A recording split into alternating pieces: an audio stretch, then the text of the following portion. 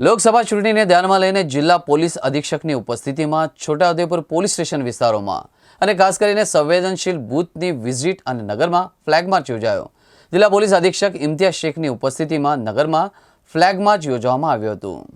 ઇલેક્શનના 48 કલાક પહેલાં મતદાતાઓમાં વિશ્વાસનું વાતાવરણ જગાડવા અને સુરક્ષાનું વાતાવરણ ઊભું કરવા મુક્ત, ન્યાયી, નિષ્પક્ષ અને પારદર્શી ચૂંટણી પ્રક્રિયા થાય તેના ભાગરૂપે અમારા દ્વારા, અમારા અધિકારીઓ દ્વારા અને પેરામિલિટરી ફોર્સના જવાનો દ્વારા, અમારા પોલીસ જવાનો દ્વારા છોટાઉદેપુર શહેર વિસ્તારના ક્રિટિકલ બૂથ જે વિસ્તારમાં આવ્યા છે તે વિસ્તારમાં પેટ્રોલિંગ કરીને વિશ્વાસ અને શાંતિનું વાતાવરણ ઊભું કરવામાં આવ્યું છે।